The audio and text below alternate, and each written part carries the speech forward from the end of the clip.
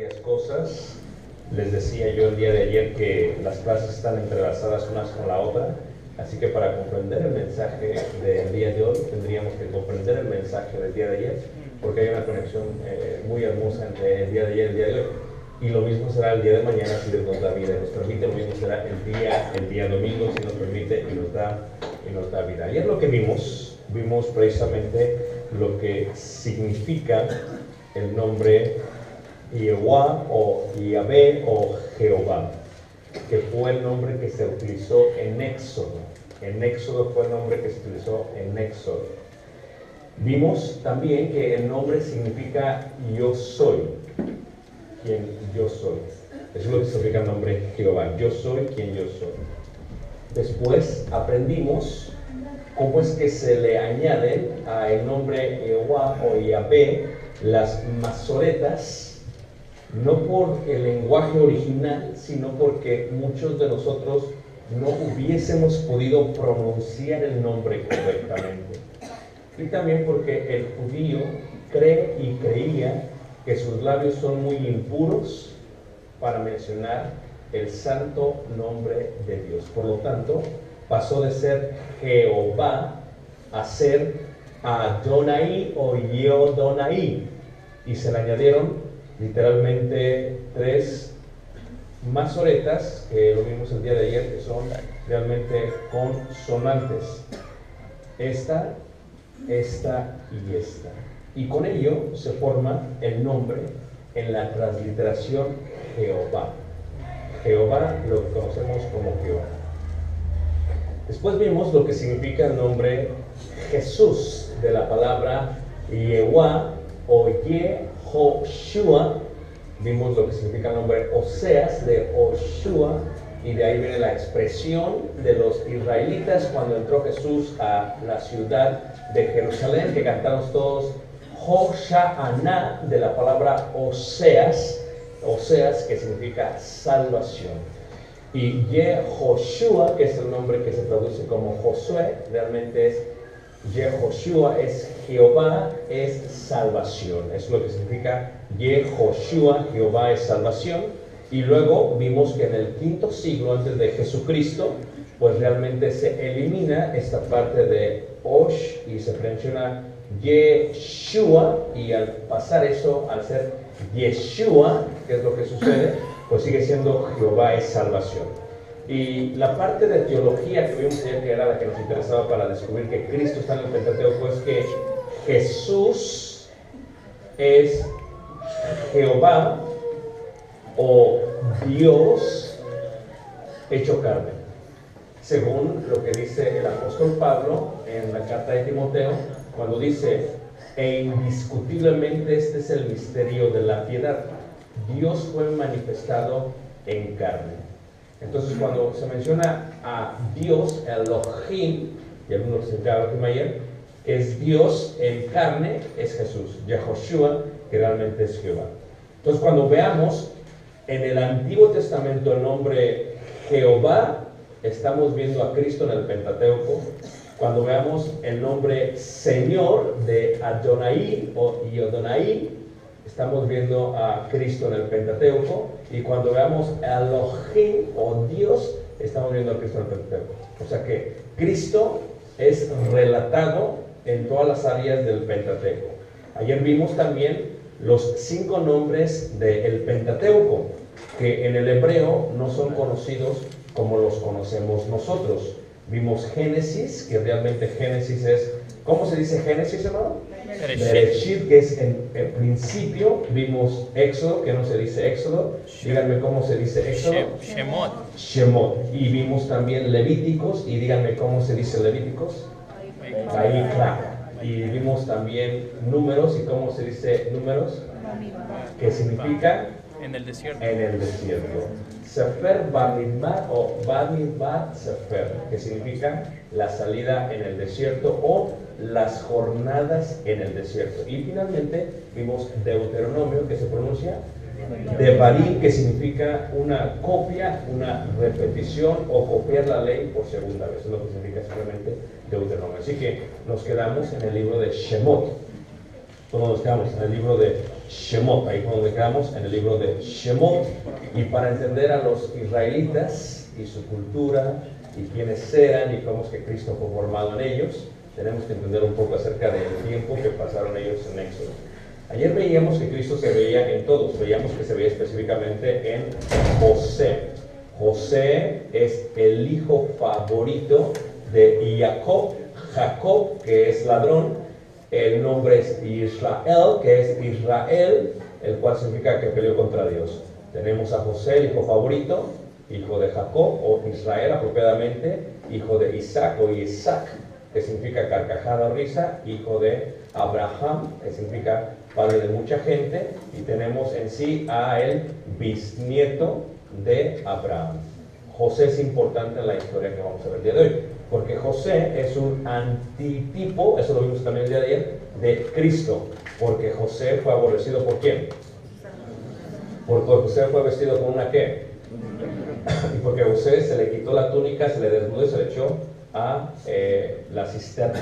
Bueno, de la misma manera Jesús se le desnudó, se le quitaron sus mantos, se le aventó también en una cárcel, la cual está debajo de la casa de Caifás, el sumo sacerdote, que la vamos a ver la semana que Dios permite. Vamos a ver las ruinas donde estuvo Jesús en la casa de Caifás. ¿Y cómo sabemos? Porque la Biblia lo dice. Entonces sabemos que ahí fue la casa de Caifás porque la Biblia lo dice. Entonces, luego miraremos mucho después que José es llevado hacia Egipto, y Egipto es trascendental. Y aquí, tú quieres entender el Antiguo Testamento, tienes que entender Egipto. ¿Por qué? Porque, por ejemplo, para entender por qué los judíos utilizaban instrumentos musicales en el Antiguo Testamento, tienes que entender Egipto. Para entender por qué las mujeres no dirigían en los cultos del Antiguo Testamento, tienes que entender Egipto. Para entender por qué Dios se tiene que manifestar a ellos en una nube durante el día y en una columna de fuego, tienes que entender Egipto. Para entender por qué el tabernáculo tiene un atrio, un lugar santo y un lugar santísimo, tienes que entender Egipto.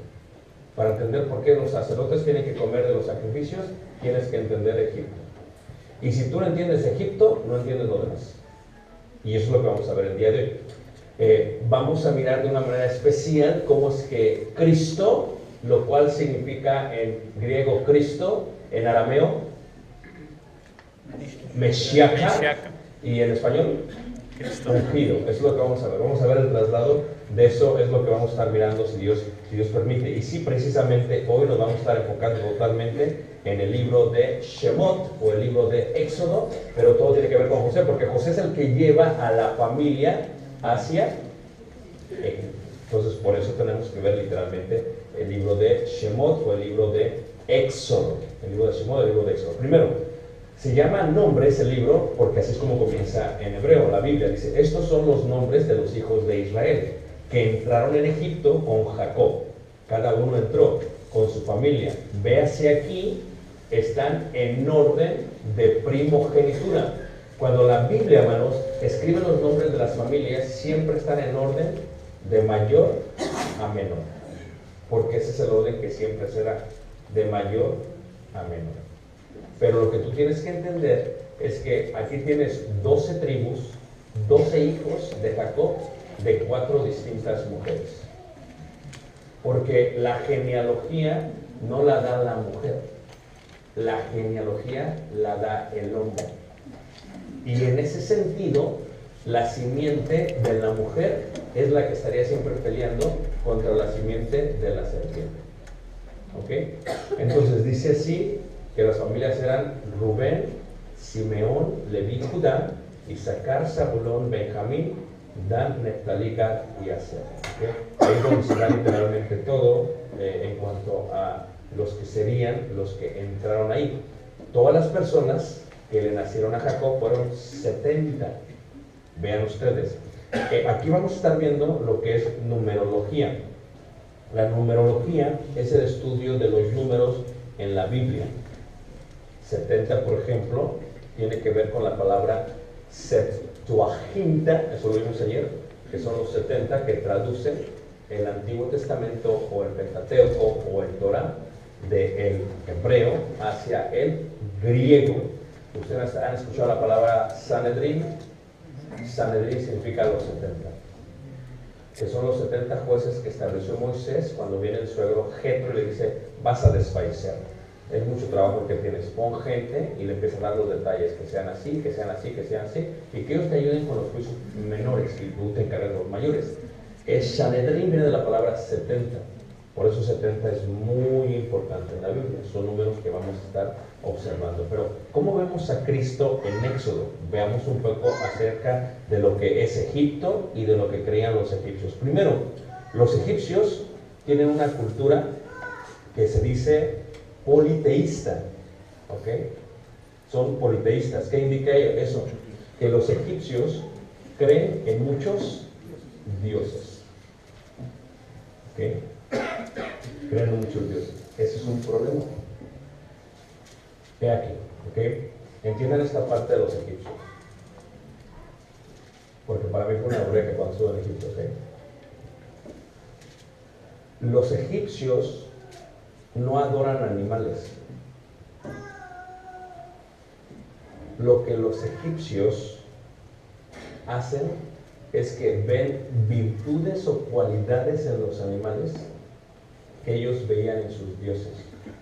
Porque si ellos adorasen animales, no se los comerían, como el hinduismo. Entonces eso es importante. Lo que hacían los egipcios es que tomaban un animal, ¿verdad?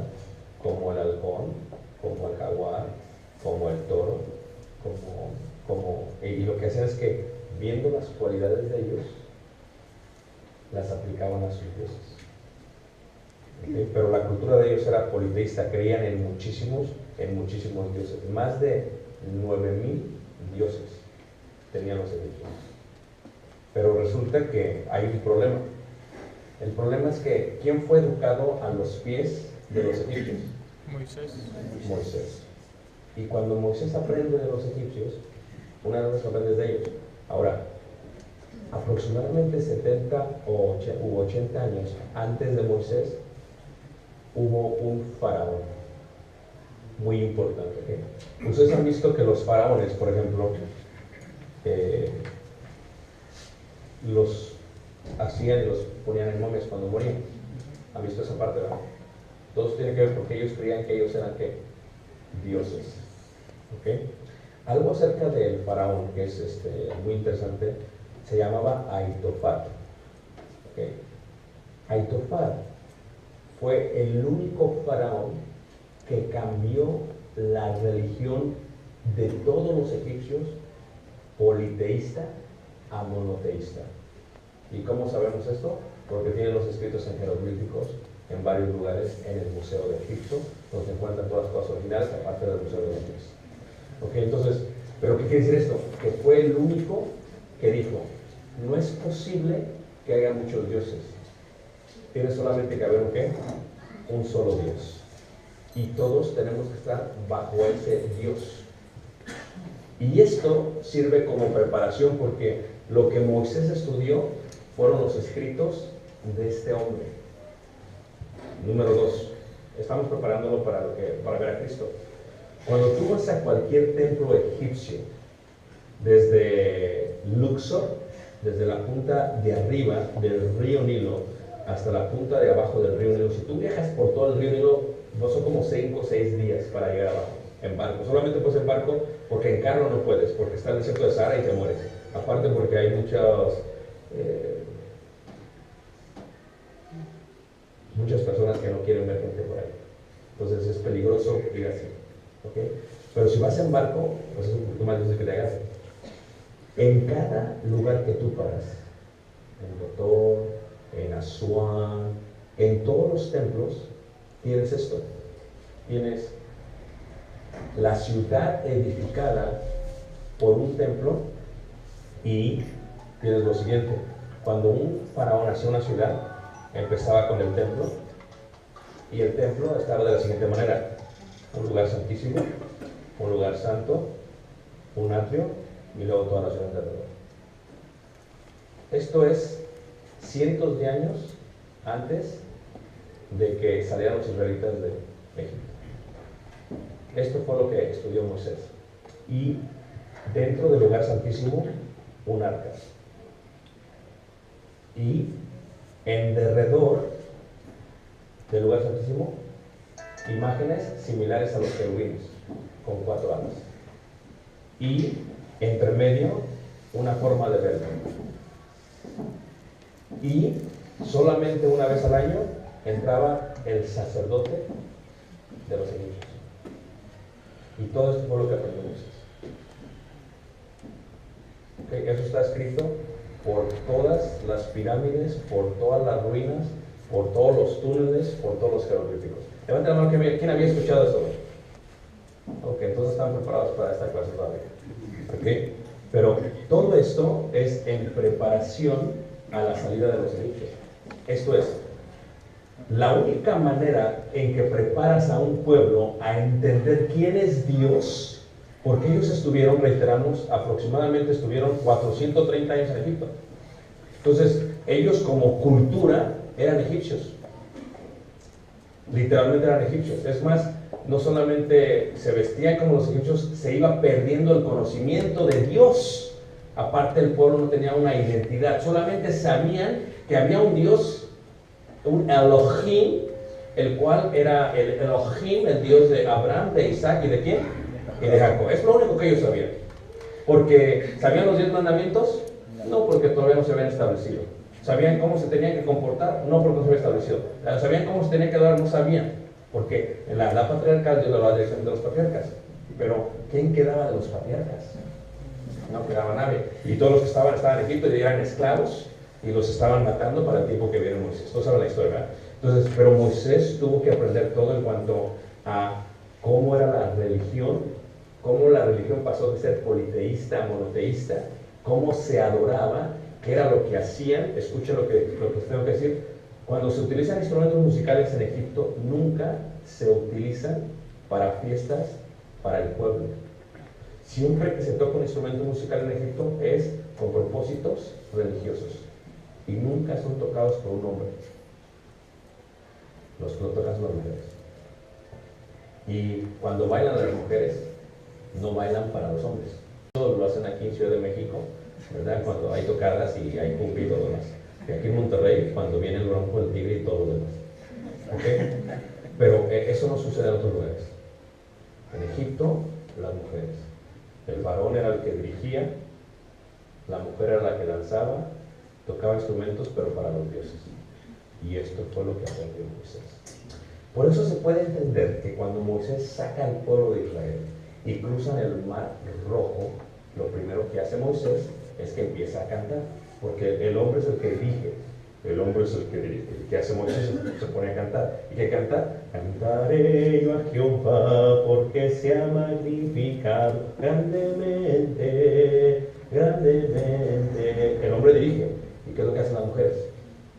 Pues, ¿qué hacían las egipcias? Pues vamos a bailar. ¿Y qué hacían las egipcias? Pues vamos a tocar pandero. Porque los instrumentos musicales salieron de Egipto. Y esta fue la influencia que tuvo David cuando creció y que implementó, porque fue la influencia que él tuvo de parte de los egipcios. Porque 430 años de historia no se pierde. Porque ¿quién ha dejado de comer tortilla? Y esa no se la inventaron los españoles. ¿Verdad que no? ¿Y quién dejó de comer tamal? Hoy no específicamente no, ¿ok? ¿Quién dejó de comer tamal? Nadie. Esto es cómo se borra la historia de una entidad como Egipto. Eso es lo que pasó. Y Cristo está totalmente en todas estas partes. Está en la transición de formar de una nación pequeña y esclava una nación fuerte en Egipto. Y cuando saca a los israelitas de Egipto, prepara al pueblo. ¿Cómo? Primero los prepara para que entiendan la idea monoteísta. Era lo que entendía. Primero los prepara para que entiendan la idea de la dirección del hombre y de la sumisión de la mujer.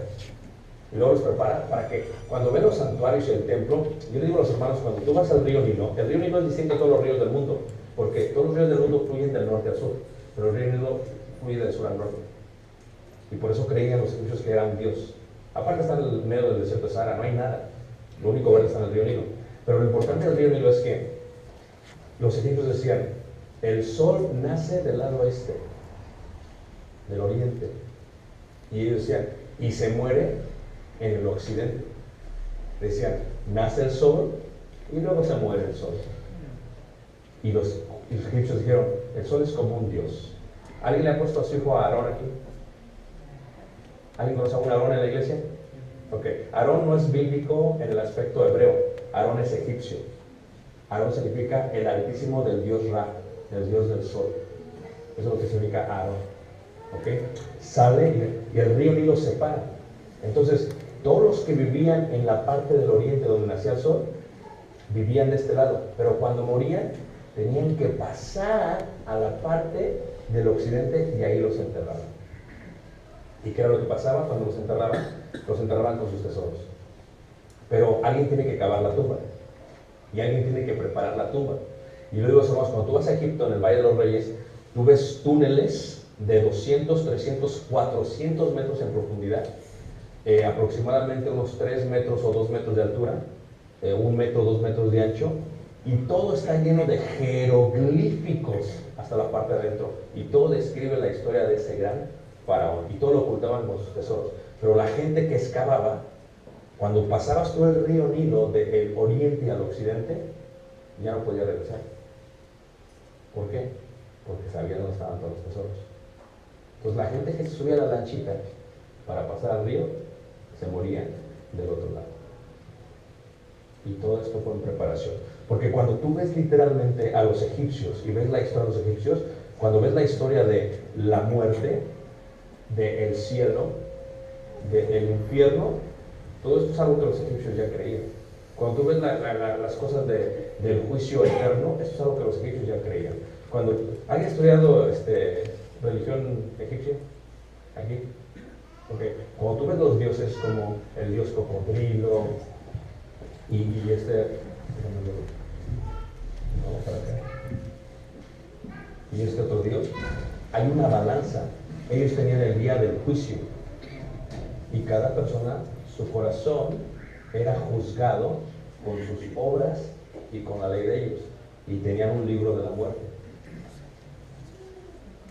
Y entonces tú caminabas, y lo puedes hacer de 300, 400 metros, y vas describiendo la historia del faraón, y al último ves el juicio del faraón, y luego los enterraban.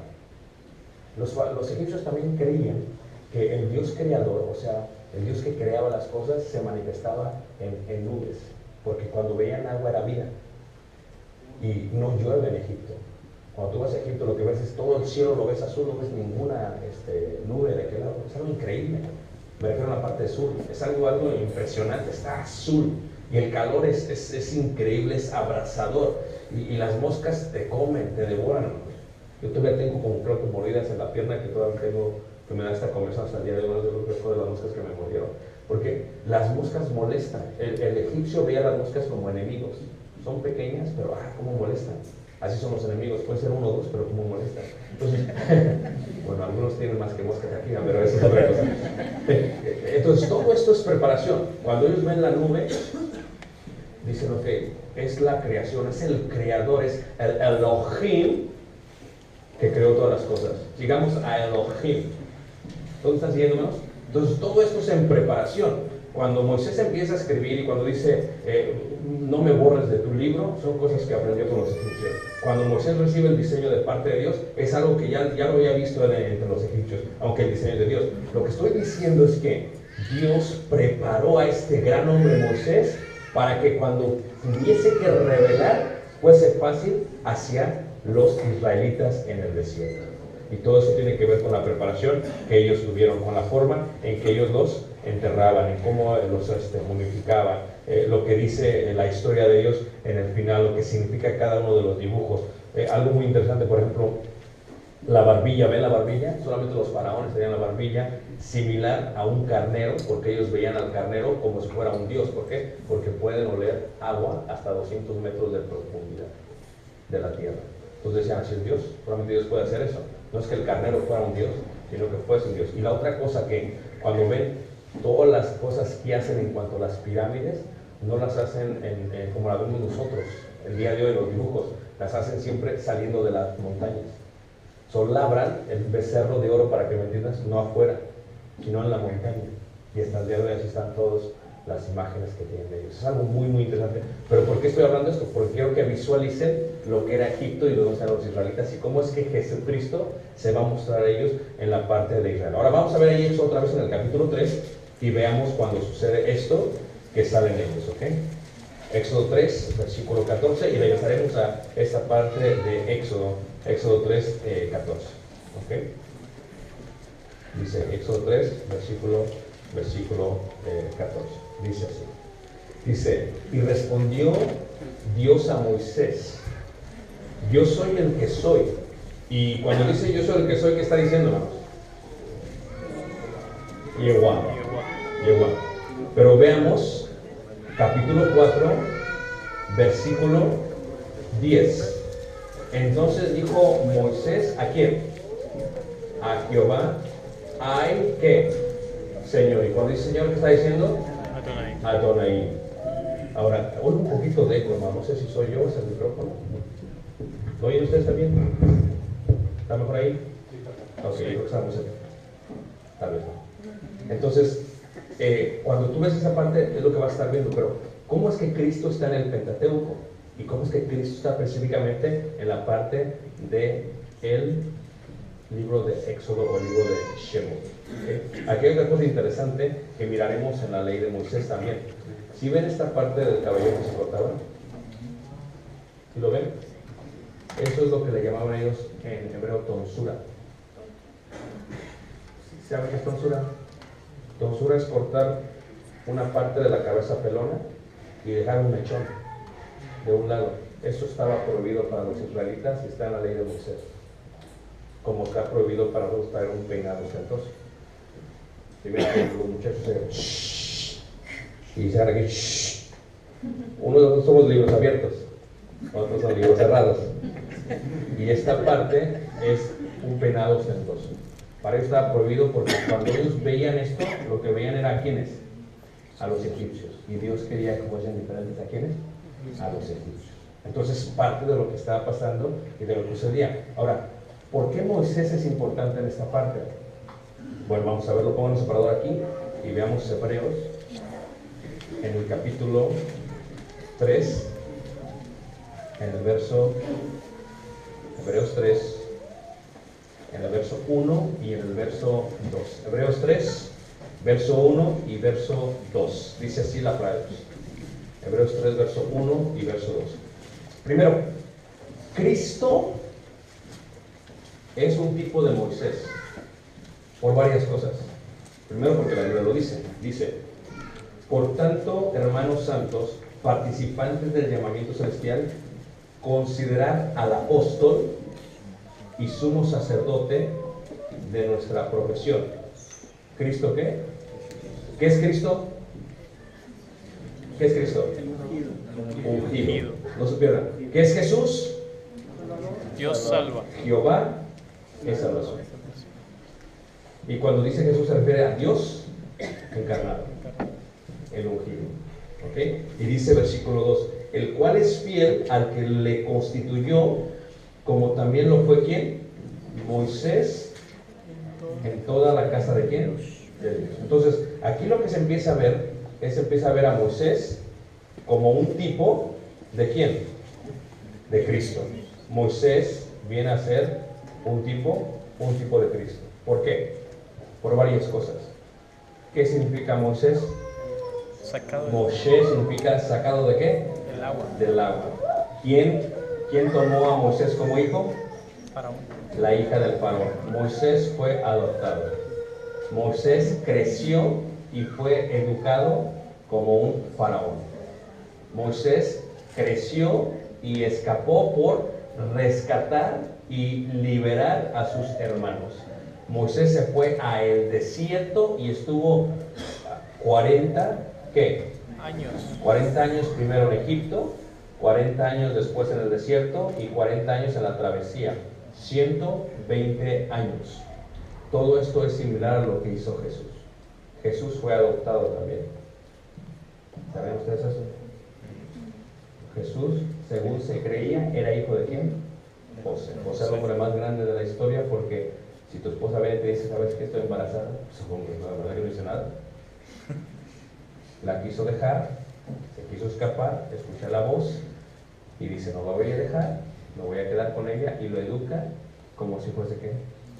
Según se creía, hijo de José el carpintero. Lo mismo que José. Lo mismo que José. Jesús también sale antes de su ministerio y pasa 40 días ¿en dónde? Ayunando y orando. En la parte de Jericó, al lado del río Jordán, porque se bautizó ahí en el Jordán. Lo mismo que Moisés. Moisés sacó al pueblo de Israel de Egipto. Jesús nos sacó ¿de dónde? Del mundo, de las tinieblas. Moisés se enfrentó ante el faraón. Jesús se enfrentó ante el diablo. Moisés lo hizo con 10 plagas. Jesús lo hizo con la 10ª plaga.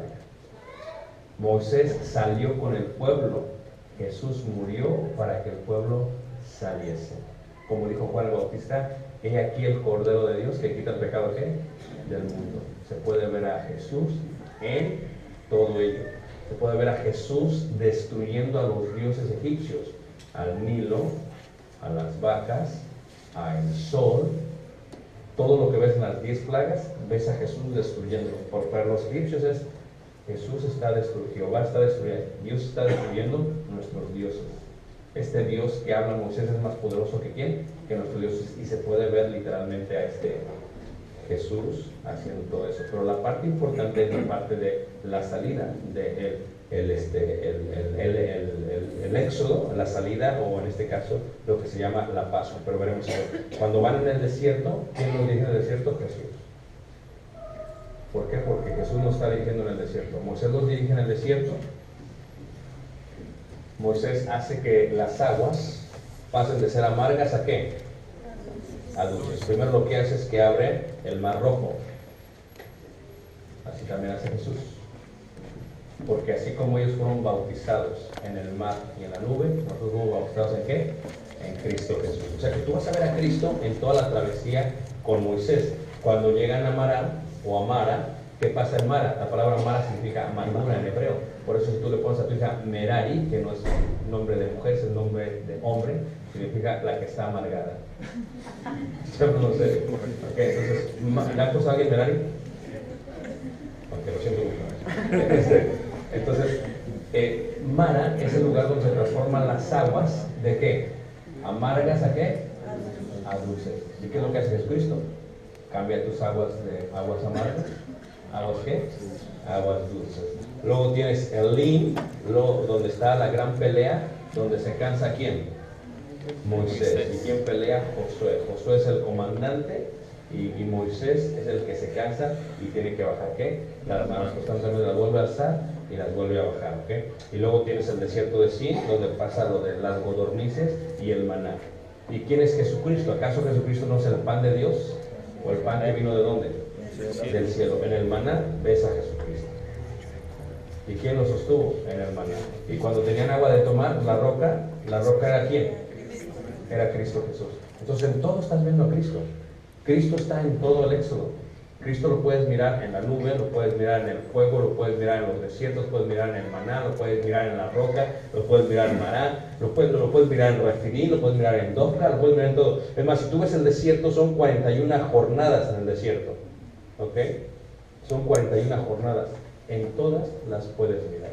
Lo puedes mirar a Cristo en el tabernáculo. No me refiero al tabernáculo de Dios, en el tabernáculo que utilizaban para ellos protegerse. ¿Cómo eran los tabernáculos? Agarraban todas las ramas y se hacían sus casas. Porque no es como que tenían casas de campaña. No es como que fueran y no va a estar y vamos a comprar unas casitas y nos vamos a ir al desierto. No. Eso es lo que agarraban, es lo que se llevaban. A Cristo lo ves en todas y cada una de las jornadas. Cuando cometen el gran pecado, levantan la serpiente de bronce. ¿Y a quién ves ahí? A Cristo. Juan capítulo 3. Entonces Cristo está literalmente en todas las jornadas. Pero ahora sí viene lo bueno, ¿ok? Cristo está sobre todo en lo que se va a conocer y lo que se da en el monte Sinaí. Cristo también está en el monte Sinaí. ¿Okay? ¿Y qué es lo que se da en el monte Sinaí, hermanos? La ley. La ley. O sea, Cristo es Moisés. Moisés es un antitipo de Cristo. Pero Cristo está especialmente en lo que es la ley. Y la ley la vamos a separar en varias secciones. Sinaí. ¿Okay? Hay dos montes importantes en la Biblia. Está Sinaí y está también el monte Moría, que también se le llama Sión. Hay varios montes importantes. ¿Okay? Está el monte Tabor, está el monte de los Olivos, está el monte Sión, está el monte Tor, está el monte Nebo, está el monte... Hay muchos montes importantes, pero los más importantes de la Biblia son dos. Es Sinaí y Moría. Levanten la mano, ¿quién sabe qué pasó en el Sinaí? Se da la ley. Díganmela en hebreo. Se da el Torah. ¿Okay? Y cuando decimos la ley, vamos a hablar de varios aspectos de la ley. Cristo, en cada letra de la ley, está. Cristo está en toda la letra de la ley. ¿Ok? Muy bien. Eso es lo que pasa en Sinaí. ¿Qué pasa en el monte Moría? ¿A quién? A Israel. Fue ahí donde se condenó a Jesucristo. Se le sacó fuera de la ciudad y se le mató en el monte la Gólgota, cráneo, la calavera. ¿Ok? Entonces es por eso importante. Pero ahora cuando vemos la ley, la vamos a entrar en varias secciones. Vamos a Éxodo capítulo 20. Éxodo capítulo 20. Oigo todavía un poco de eco, ¿no? ¿Soy yo? Éxodo capítulo 20. Éxodo capítulo 20. Vamos a ver qué dice ahí. Éxodo capítulo 20. Ahora, la manera en que vamos a separar de aquí en adelante la clase es que vamos a ver en armonía Éxodo, Shemot, Vaikra, Levíticos y Bamidbar. Números. Lo vamos a ver en armonía. Porque si tú ves Éxodo, Levíticos y parte de Números, es lo mismo. Es como los evangelios. Están hablando de lo mismo, pero en detalle. Ahora, veamos cómo está la ley. Vayamos a Éxodo capítulo 20. Capítulo 20. Y antes de eso leamos el capítulo 19. Capítulo 19 en el verso 6. 19 verso 6. El que lo tenga lo puede leer.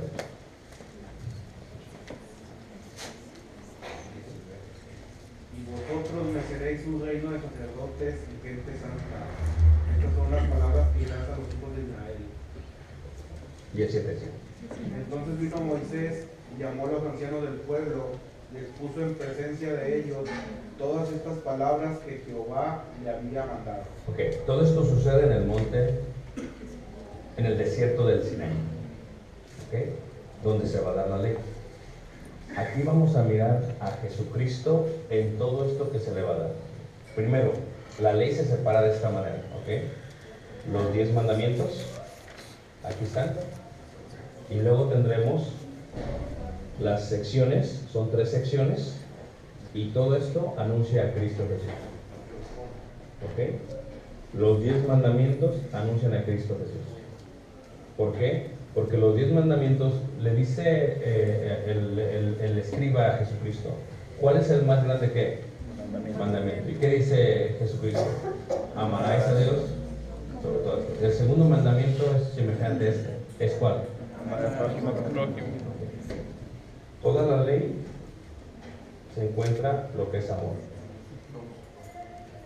Y Juan, en primera carta de Juan capítulo 4, no dice que Dios ama solamente. Dice que Dios es ¿qué? Amor.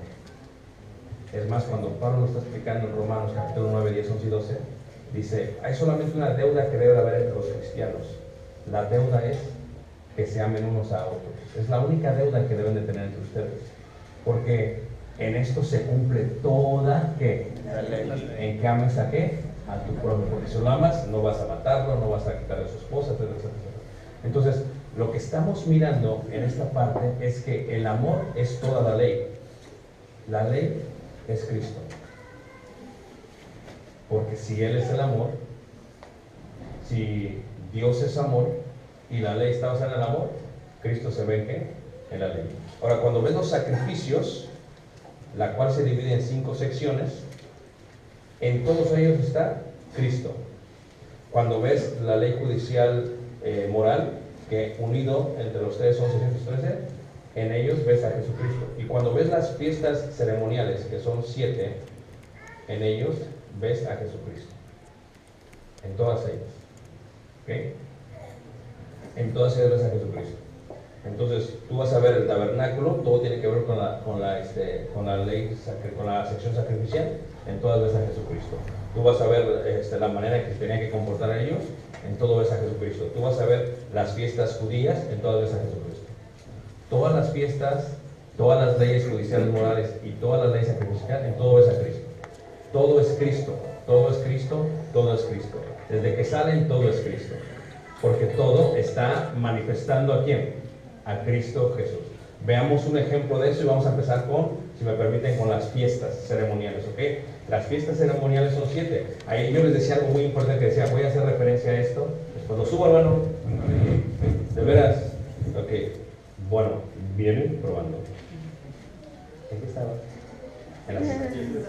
En las fiestas ceremoniales, ¿ok? Vean, ayer yo decía que cuando comienza el día para el judío. ¿Ah? La noche anterior. ¿Por qué? Porque la Biblia lo dice. Así que ellos miden los días como Dios los mide, no como nosotros los medimos. ¿Sí me entiendes? Por eso estar gritando a las 12 de la noche el 31 es mentira. ¿Por qué no es el 31 a las 12? ¿Todo está diciendo? El calendario es lunar. Por lo tanto, se mide basado en la noche y en el día, porque Génesis te lo explica de una manera. Ahora, cuando vemos las fiestas judías son ceremonias que establecen al pueblo para que el pueblo haga memoria de lo que Dios había hecho con eso. Vámonos en orden, ¿listos?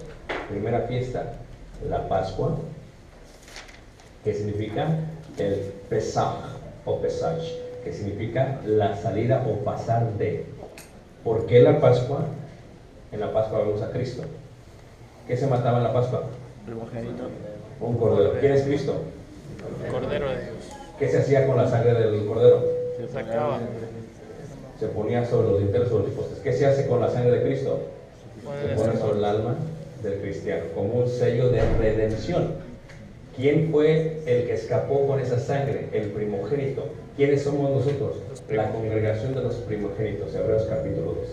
¿Por qué somos primogénitos, aunque no nacimos primero? Porque realmente quien nació primero fueron los judíos. ¿Por qué? Porque la primogenitura no está basada en tiempo, sino en estatus y en autoridad. Entonces nosotros somos los primogénitos por esa parte. En la Pascua vemos a Jesucristo. ¿Cuándo es cuando se celebra la Pascua? El día 14 del mes de ¿qué? De Nisan o de Aviv. Importante, porque 14 significa redención. 7, perfección, más 7, 14. Significa redención, tiene que ser el 14 del primer mes del mes de Nisan, y es cuando inicia el calendario de los judíos. Cuando salieron de Egipto, cuando inician toda su vida nueva y inician el desierto. Esto se celebra el 14 día de Nisan. Y ahí vamos a Jesucristo. Segunda fiesta, la fiesta de los panes sin qué. Cuando se celebra del 15 al 22 del mismo mes. Esto es, que cuando se acaba la Pascua, se celebra la fiesta de los panes sin qué. ¿Y por qué sin levadura? Dice la Escritura en primera carta de Corintios, capítulo 5, celebremos pues la Pascua, porque nuestra Pascua, que ya fue sacrificada, es ¿quién? Cristo Jesús. Pero no con panes, sino con panes sin. ¿Esto qué dices? No de malicia, ni de maldad, sino de verdad, etcétera, etcétera, etcétera. Entonces, en los panes sin levadura vemos a Cristo. Porque la levadura es un símbolo de ¿qué? De pecado. Y Cristo fue un hombre sin pecado. La levadura, el pecado eterno es la soberbia. ¿Qué pasa con la levadura? Se infla. ¿Qué pasa con el cristiano a veces? No se infla, ¿sí o qué? Se infla. Y se infla de soberbia. Y el que es soberbio lo resiste el Señor. Y el que es humilde, el Señor da gracia. En la fiesta de los panes sin levadura vemos a Cristo también. Porque ¿quién es el más humilde de todo? Aprende de mí que soy manso y humilde de Cristo. Eso lo ves en Cristo Jesús. La tercera fiesta es la fiesta de las primicias. la fiesta de las primicias. ¿Por qué es importante la fiesta de las primicias? Porque es cuando se celebra el dar el primer fruto. ¿A quién? A Dios. Entonces eso se ve también en la fiesta de las primicias.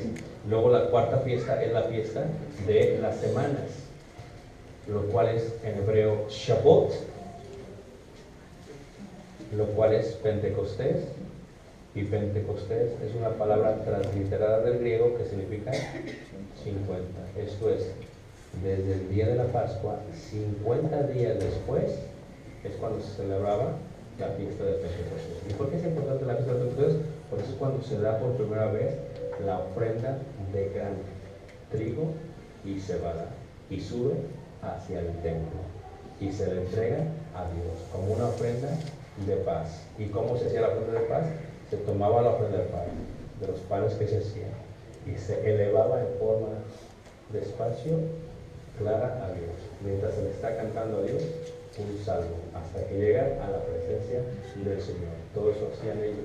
¿Por qué es importante? Porque fue el día que todos los judíos subieron hacia el templo a escuchar la voz de Dios, quienes fueron los primeros frutos desarraigados, a los cuales se les llama también las primicias. El apóstol Pablo dice en capítulo 15, también les llama así en Hechos capítulo 2, y les llama, ¿por qué les llama primicias? Porque somos muchos, aunque somos solamente un pan, solamente somos un pueblo. De la misma manera, la fiesta de Pentecostés tenía que empezar ahí. Y luego de eso que tenemos, la fiesta de las trompetas, del Shofar, la fiesta del día de la expiación, y luego la fiesta de los tabernáculos. Son 7 fiestas, todas ellas declaran a Cristo Jesús. Por ejemplo, la fiesta de las trompetas declara a Cristo Jesús. ¿Por qué? ¿Qué se hacía la fiesta de las trompetas? ¿Alguien sabe? ¿Ah? Sí. ¿Quién? Claro. ¿A qué hora?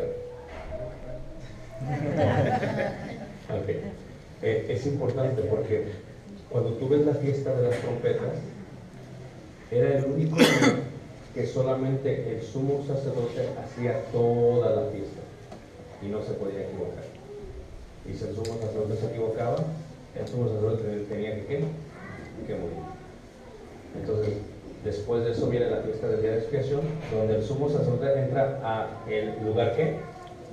Santísimo. ¿Okay? Este es el lugar santo y este es el lugar santísimo. Lugar santísimo, arca, querubines, lugar santo, entrada. Sumo sacerdote sentado dentro. Esto ya lo había visto Moisés desde pequeño. Esto no es algo nuevo para él. Pero el modelo que Dios le da es nuevo totalmente, en la forma en que fue trasladado y cómo era hecho. Lo preparó en sabiduría para que cuando se lo diera no fuera algo extraño para él, fuera algo que realmente fuese divino. Entonces, ¿qué es lo que estamos viendo aquí?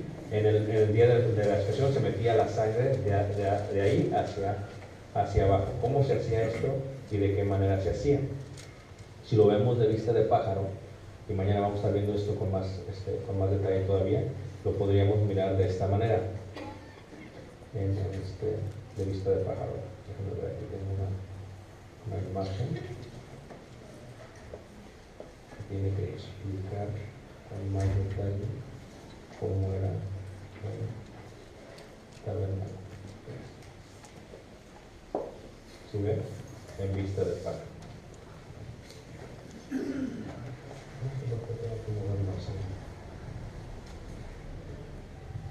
Como que una parte no la veo, ¿no?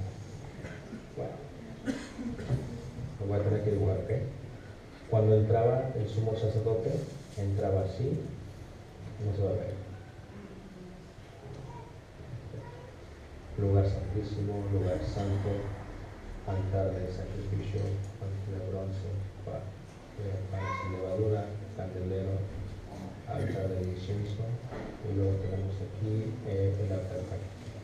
Cuando entraba Cristo, el sumo sacerdote entraba, sacrificio, se lavaba, panes, se prendía, incienso, y luego entraba a sacar. Si tú ves el orden en que están los muebles, es así y así. Es una cruz. en el orden como se llevaba el sacrificio del día de expiación, es en forma de cruz. ¿Así murió quién? Cristo Jesús. Cuando se ponían sobre el arca y el propiciatorio, en la parte de arriba, se ponía la sangre en forma de cruz. Siempre se ponía así, porque significaba y simbolizaba a las tribus que estaban en derredor de él. En el día de expiación se ve totalmente y siempre se ve Jesucristo. En todo lo que se está haciendo se ve Jesucristo. Y eso, una vez más, tiene que ver con la fiesta del día de expiación, donde todos eran justificados. Se tomaba la sangre y se rociaba sobre todo ¿qué? El pueblo. Eso lo podemos ver también nosotros en Jesucristo, porque la sangre de Jesucristo limpiaría a todo el mundo de ¿qué? De pecado. Haría de todo el mundo un reino de ¿qué? De sacerdotes, lo mismo que le había dicho Jehová hacia los israelitas. Entonces, eso lo puedes ver también en esta parte aquí. Y finalmente en la fiesta de los tabernáculos, o sea, en hebreo Sukkot, ¿ok?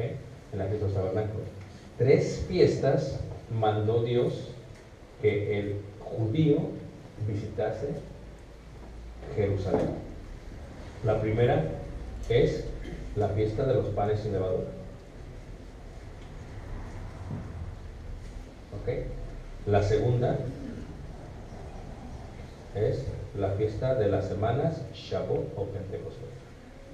Y la tercera es la fiesta de los tabernáculos. Son las 3 fiestas que tenía que guardar el judío. Pero ¿cuándo se celebraba la Pascua? Un día antes de los panes sin levadura. Aunque la Pascua no era mandamiento para todos los varones llegar a Jerusalén, los panes sin levadura sí eran. ¿Y cómo era un día antes? Todos llegaban para celebrar ¿qué? La Pascua. ¿Okay? Voy a dejar un espacio para preguntas porque creo que estoy cubriendo mucho material y tal vez haya algunas preguntas antes de finalizar la clase. ¿Habrá alguna pregunta hasta este momento?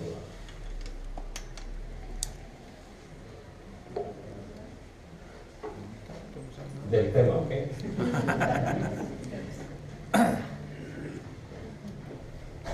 mes de Nisan, ¿cómo que viene siendo? ¿Qué mes viene siendo? ¿Mande? El mes de Nisan, ¿cómo que mes vendría siendo? Depende, puede ser marzo o abril. ¿Ustedes se han puesto a pensar que la semana de vacaciones que les dan a ustedes siempre la cambian? ¿Por qué a veces es en abril? ¿Por qué a veces es en marzo? No la decide el Vaticano, eso ni saben. Quien la decide son los judíos, porque es un calendario que lunar. Entonces ellos salen la luna llena y empiezan a contar. Primer mes, pum, pum, pum.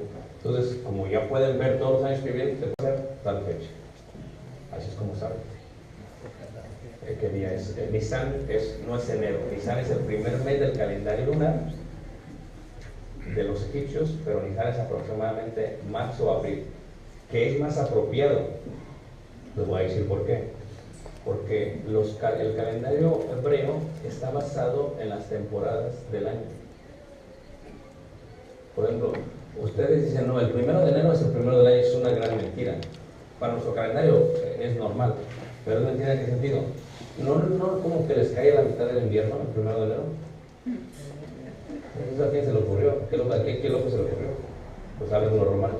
Pero en el caso de esto, ellos comienzan exactamente cuando comienza la idea de la temporada de primavera. ¿Y qué es lo que sale en la primavera, hermano? Flores. Flores. ¿Y qué es lo que hace en la primavera? Se siembra. Es el inicio del año. ¿Hace más sentido? Porque su año está basado en las temporadas, en las lunas. ¿Ustedes sabían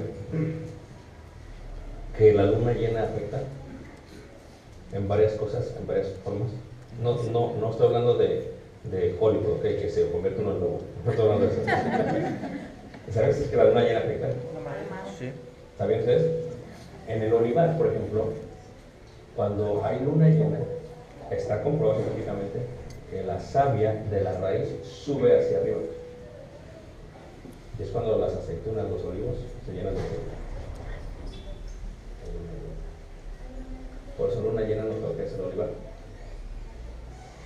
Porque la luna llena afecta a la gente y a la tierra en cuanto a fertilidad. No me preguntes a mí, son las estadísticas, está comprobado científicamente. Habla con Dios. Hermano.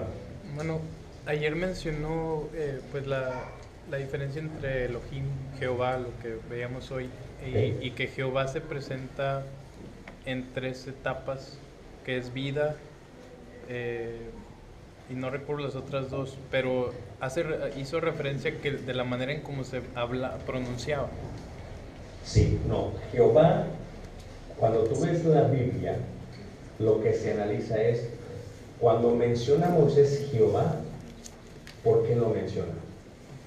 Lo menciona siempre cuando hace referencia de vida, cuando hace referencia de pacto, cuando hace referencia de santidad y cuando hace referencia de justicia. Siempre lo menciona. Y dice Jehová. No Dios. Exactamente. Por eso cuando habla de santidad no pone Elohim es santidad, sino santidad ¿a quién? Jehová. A Jehová. Quita el calzado de tus pies, porque el lugar donde está santo es. ¿Y quién le dijo que me envió? Jehová. Esto es santo. Jehová. Ellos empezaron a relacionar la palabra Jehová con esa. Por eso cuando en Hebreos le dice a Jesús que era necesario un sumo sacerdote que fuese santo, que fuese justo, que está haciendo una referencia total de los atributos de Jehová. ¿Preguntas?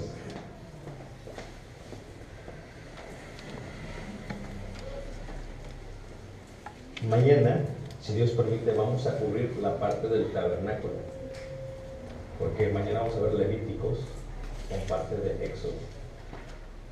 Pero mañana, ¿quién piensa venir mañana? Les voy a dejar una tarea. ¿Quién piensa venir mañana?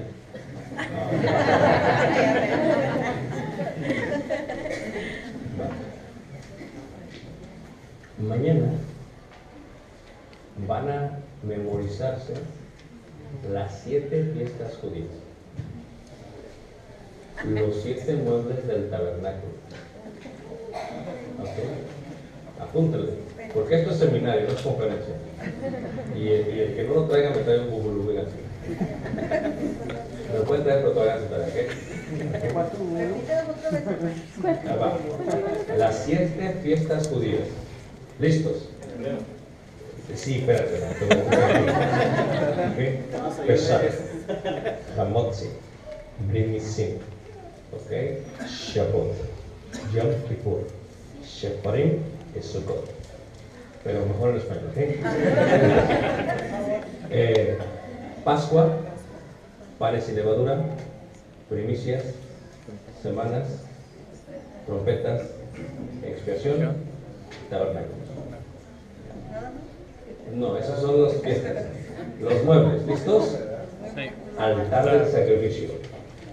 Fuente de bronce. Mesa de la proposición. Candelero. Altar del incienso. Vamos 5. Arca del pacto y el propiciatorio. Son 7. ¿Ok? A ver, otra vez. ¿Mandé? Sí, de memoria mañana. ¿Ok? Y me van a hacer memorar los 10 mandamientos, ¿ok? Entonces, no se rían más, de veras, ¿ok? ¿Mandé? No, ya los dije, ¿ok? Los 10 mandamientos, ¿ok? ¿Listos? Yo soy Jehová tu Dios. No tendráis dioses ajenos. No tomarás el nombre de Dios en vano. Acuérdate del día de reposo para santificarlo. Honra a tu padre y a tu madre. No matarás. No cometerás adulterio, no hurtarás, no dirás falso testimonio contra tu pueblo y no codiciarás las cosas de tu pueblo. Quiero esas cosas de memoria mañana. ¿Es posible, hermanos? Amén. Sí, porque ahorita se van a ver el partido, ¿no? ¿No qué? ¿Es posible o no? Sí. Es importante que seamos un pueblo preparado. Esto es un seminario, no es una conferencia, ¿sí me dijeron? Así que, para que sea seminario, por el material que estamos cubriendo, lo tenemos que ver. Y ahora, para finalizar, vamos a dar unos regalos. ¿Está bien, hermano? Damos unos regalos como forma de incentivar para poner atención. Pregúntame. ¿Podría decirnos, había algunas fiestas de los judíos que subían a Jerusalén? Totalmente. ¿Quiénes eran los que subían? Bueno. Mañana lo vamos a ver. Mañana. Y no todas las fiestas subían al templo Cuando decimos Jerusalén, decimos la ciudad. Cuando decimos el templo, decimos el monte Moría.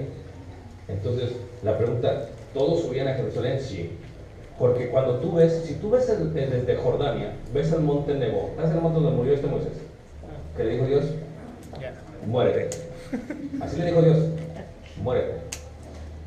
Entonces, desde ahí en un día claro, se mira mano izquierda, Mar Muerto, Masada, Qumran, Jericó, Haití y las montañas de arriba. Y en un día claro se ve Jerusalén. Hasta arriba. Es hermoso, es algo impactante. Pero para subir a Jerusalén tienes que subir las montañas. Por eso de subida desde el río Jordán son 2 días. Pero de bajada es un día. ¿Por qué? Porque el subir es pesado. Pero ya que subes hasta arriba a Jerusalén, que está rodeada de montes, la del medio, que es Jerusalén realmente, está primero la ciudad de David, que por la de los Jebuseos, luego está Jerusalén, y en Jerusalén está el monte Moría. Entonces, todos subían a Jerusalén en las fiestas, pero no todos subían al monte Moría. Eso es. Entonces la pregunta sería, ¿subían al monte Moría?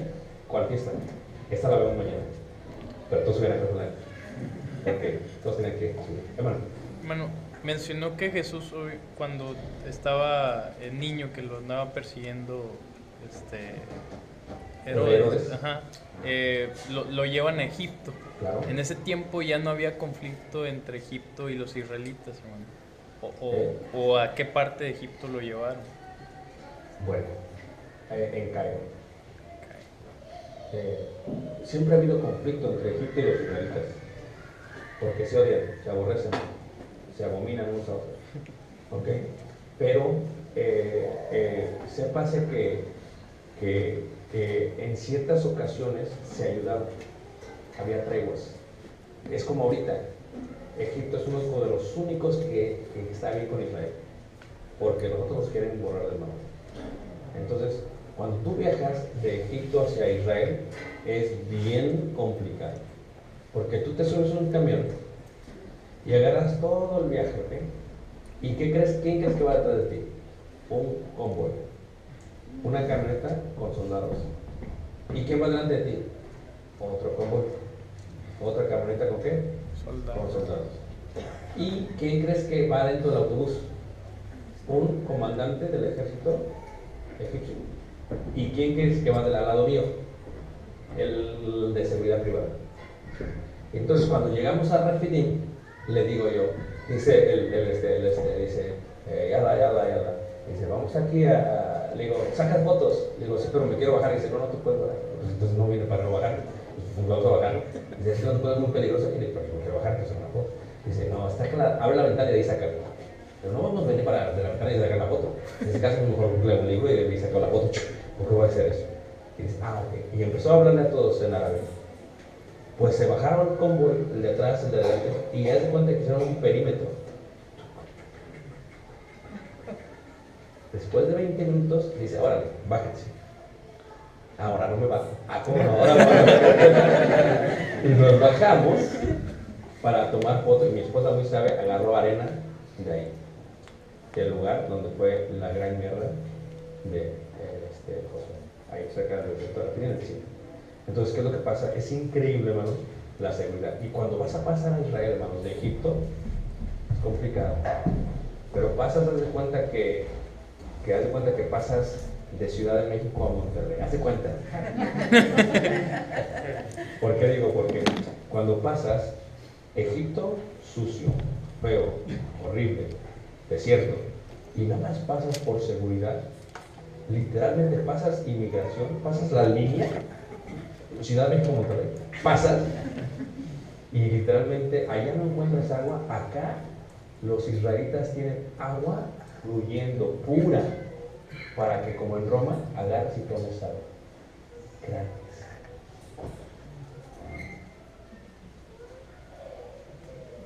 Y algunos nos detuvieron. ¿Por qué? Porque el que nos detuvieron, ¿qué pasó?